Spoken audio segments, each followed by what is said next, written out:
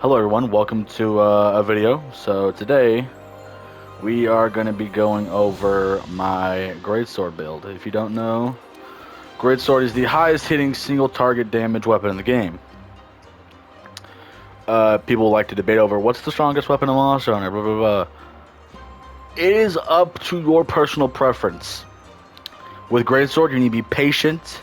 You need to learn the monster's moves. You have to actually sit there and learn the monster's moves. You don't just sit there and parry everything and dodge everything.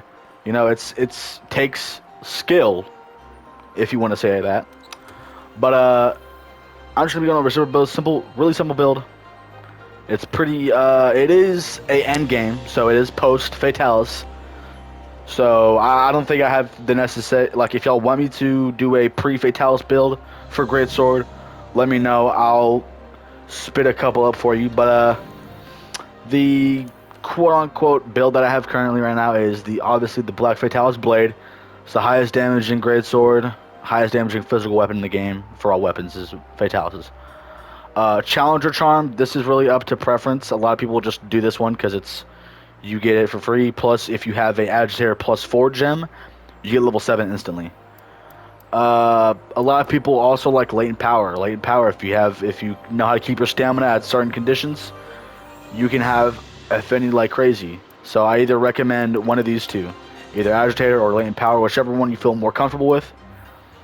For mantles, I personally use Evasion Mantle and Temporal. You can use whatever mantle you want, to be honest. You can swap out Evasion for Rocksteady if you feel the need to do Rocksteady. I do have Augment on my weapon. I have Affinity Increase 1 and Health Regen 1. That's all I really feel like I need. You can take off the Health Regen for another Affinity Increase if you really feel like you need more damage and you don't need the Health Regen. I personally just go Health Regen just because it's nice to have. But, yeah, you have 1632 damage, 1632 attack. And with a large attack buff, let me just go ahead and eat a large attack buff real quick. So, large attack buff gives me, I think it's like 1800 or 1700. I don't know exactly. So, yeah, 1733. So, you'll get 700 to 1700 physical attack on top of the ones you will get from the skills. Let me see real quick. Do I have attack boost? I don't believe I have attack boost on this. But Agitator will give you 28 more attack at level 7. So that can actually boost up a little bit more. Yeah. So what do you want to be using? Obviously, everyone's going to be using the 4-piece Velkhana for the end game Greatsword, because Frostcraft makes this build ridiculously OP. It's not even a fucking question. I personally run the headpiece for Fatalis. You could swap out any other piece. You can get rid of the critical draw if you don't really care about that.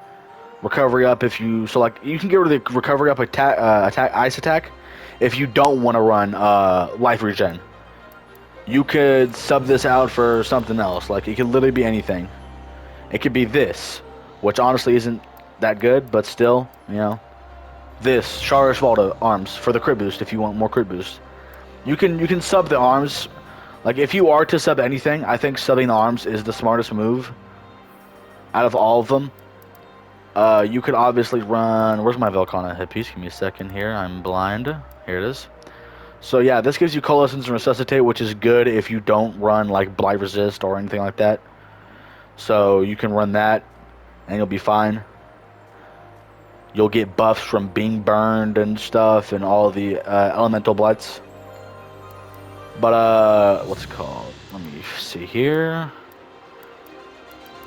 The headpiece, I've also been thinking about swapping out my headpiece recently for something like either Rajang's, because Heroics is actually pretty good. Free mill and free element / ammo up.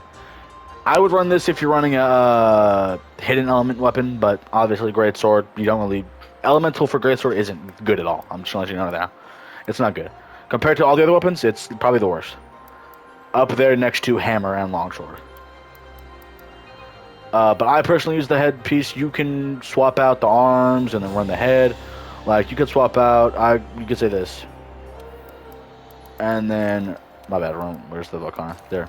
You could run that. But I personally prefer running it like this.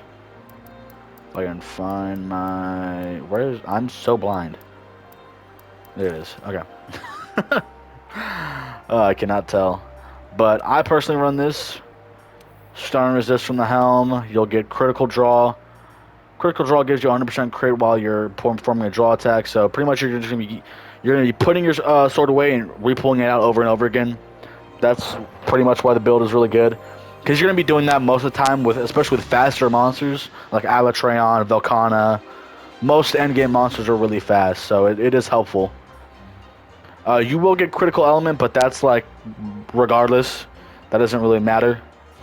Volcano Divinity level 4. This is the one you want. An Aura of Frost builds when your weapon is sheathed, raising an attack, but wanes each melee hit or shots fired if you're using a bow or a bowgun.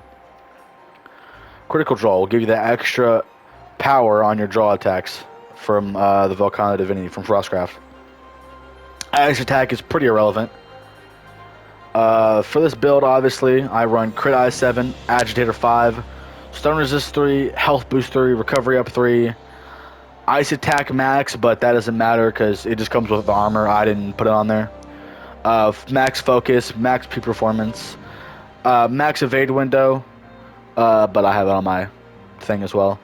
Max Quick Sheath, Max Blight Resistance because I feel like I need it to not get screwed over by every blight in the game because it is annoying. Crit Boost Max, Weakness Exploit Max, Critical Draw Max.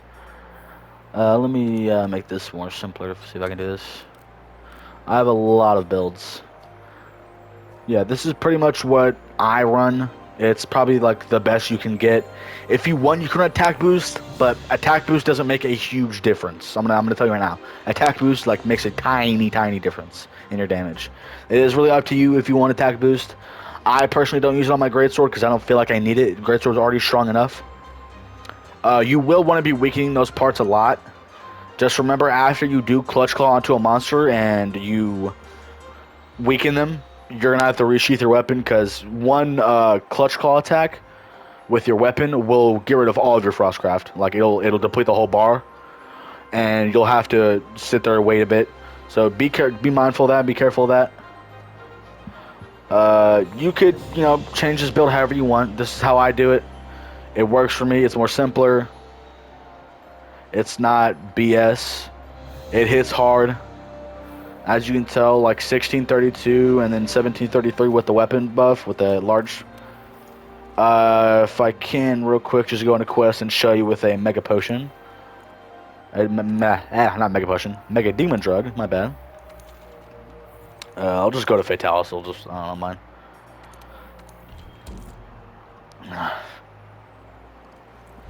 But yeah, it has so much high physical damage, it doesn't really matter what you do. You just gotta be mindful of the monster. I mean, that's just how it works. You're gonna hear me say it a lot, but Greatsword is the most patient. You have to be so patient with this weapon.